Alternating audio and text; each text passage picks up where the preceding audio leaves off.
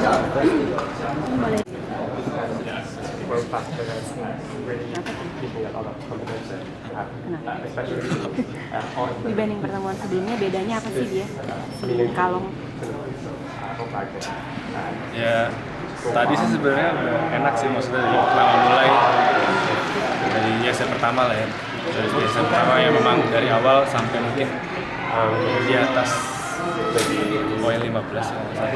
Itu tetap ketinggalan kayak 2 poin 3 poin gitu sih, cuma waktu di set pertama sempat leading juga 1 poin 18-17 langsung dia dapat berderet poin 4 poin ya, langsung 218. Jadi di situ ininya siapa ya, kecewa juga, maksudnya udah dari awal mikirnya juga, maksudnya yang penting sama dulu poinnya kan, jadi nggak ketinggalan jauh dulu. Waktu baru mulai kan emang udah langsung tinggal kayak 2 poin 3 poin gitu.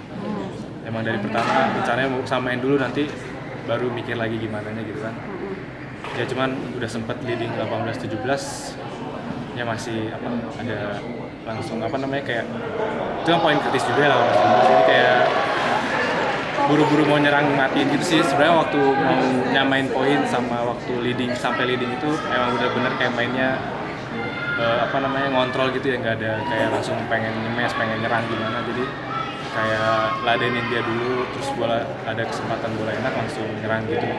Waktu leading 18-17 malah jadi kayak apa, ya langsung pengen nyerang gitu sih, mungkin jadi kepikiran pengen langsung, maksudnya pengen selesai game pertama sih.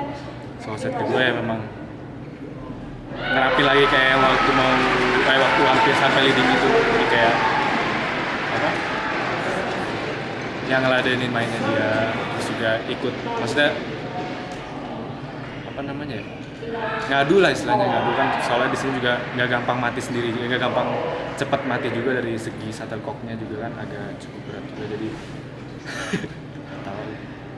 ya jadi di situ ya dari ininya sih kayak pikirannya mesti main gimana, sama mentalnya juga harus kuat, jadi nggak gampang apa nyerah aja gitu, soalnya pasti capek juga, jadi pengen ya siap buat capek, siap buat susah sih. Kalau set kedua, set ketiga tadi sebenarnya juga nggak ada perubahan yang apa macam-macam banyak sih, cuma mungkin dia waktu set ketiga awal sampai akhir dia tetap apa namanya neken saya sih, jadi kayak dia inisiatif nyerangnya lebih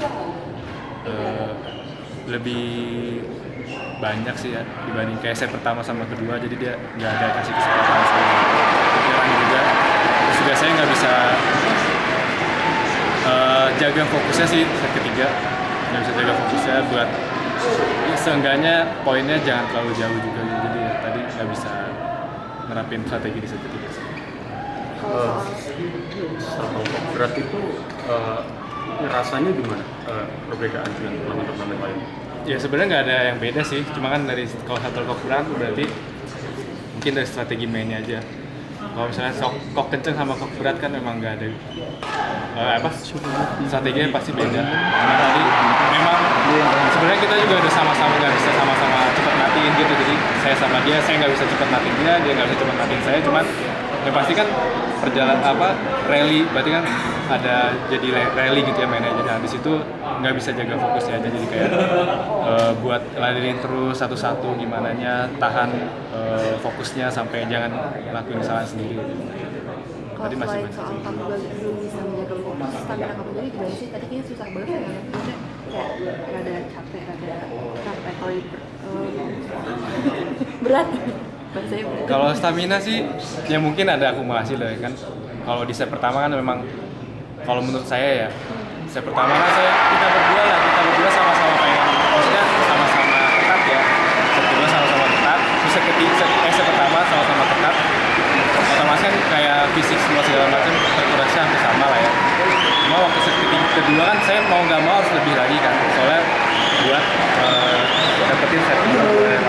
Cuman di set kedua mungkin dia kelihatan agak ngendorin sih, dari kelihatan kayak banyak mati sendirinya, kayak dari tip apa kecepatan mainnya, kakinya slow segala macam, kayak ya kendor aja gimana gitu. Mungkin nggak tahu itu strategi dia buat ngambil set ketiga atau gimana, cuman yang pasti dari segi tenaga otomatis saya lebih fokus di set 1 dan kedua gitu. Jadi ya set ketiga sebenarnya nggak ada alasan sih, kayak ya kita kesini udah harus siap semuanya gitu, cuman ya memang dia lebih apa namanya ya, set ketiganya sih dari awal mula mungkin dia udah merancang kayak nge-push saya, menekan saya dari serangannya dia gimana. Kalau tadi berasa sih beda dia satu set pertama, kedua sama ketiga. Waktu ketiga beda mainnya dia kayak set pertama. Untuk head to head sama si Engkalong ini kan sekarang udah 5-3, dia yang menang. Itu tipe permainan seperti apa sih dia yang membuat Ginting itu jadi kesulitan? Sebenarnya nggak ada yang tipe permainan yang maksudnya yang spesial banget sih, cuman memang Engkalong memang terkenal, maksudnya saya sama Ko Hendry sama temen Jonathan juga, Isan juga suka pernah ketemu dia juga. Terus juga kita juga suka nonton juga, kayak misalnya sejawatan lagi lawan dia saya nonton, jadi kelihatan kayak emang dia tipenya nggak gampang dimatiin, gampang juga. Jadi pasti harus ada energi yang lebih terkuras banyak. Jadi ya harus lebih siap capek aja sih, harus lebih siap capek sama lebih siap susah di lapangan kayak gitu. Terima dia pukulan dia kayak gimana gitu sih.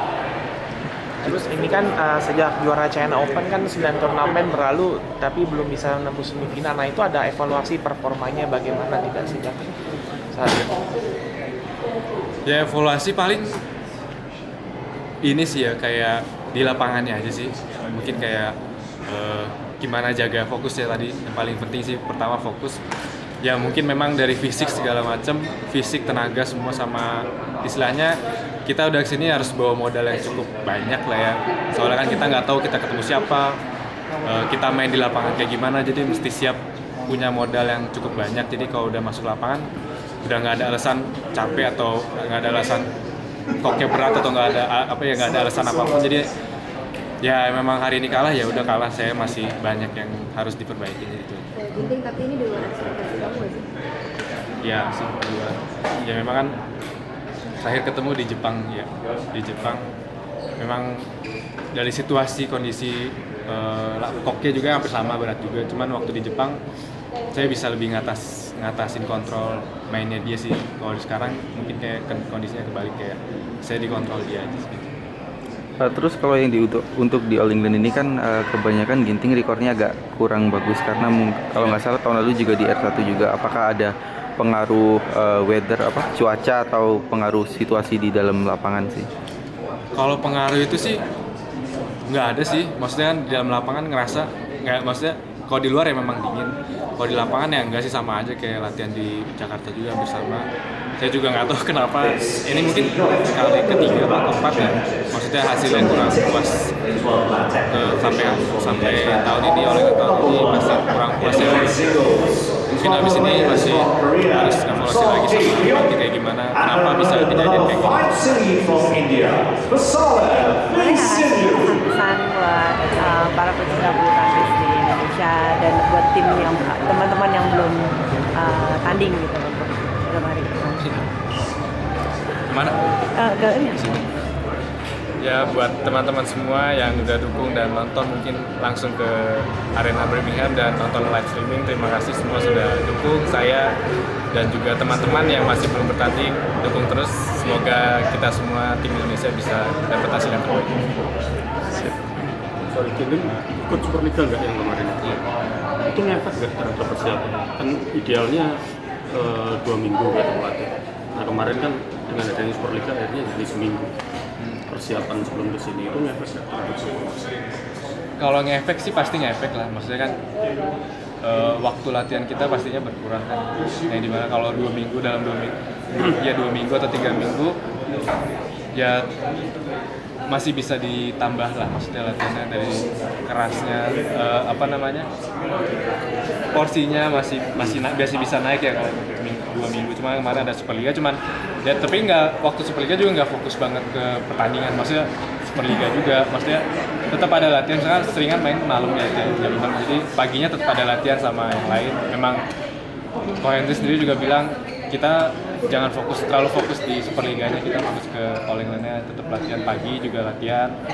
Ya kayak di Jakarta aja sama, jadi sehari ya 2 kali main lah. Pagi latihan, sorenya kan pertandingan ya Superliga itu. Jadi ya hitung-hitungnya kayak pagi latihan, sorenya sparring gitu aja sih. Cuma mungkin dari porsinya pasti kan beda kalau sama latihan.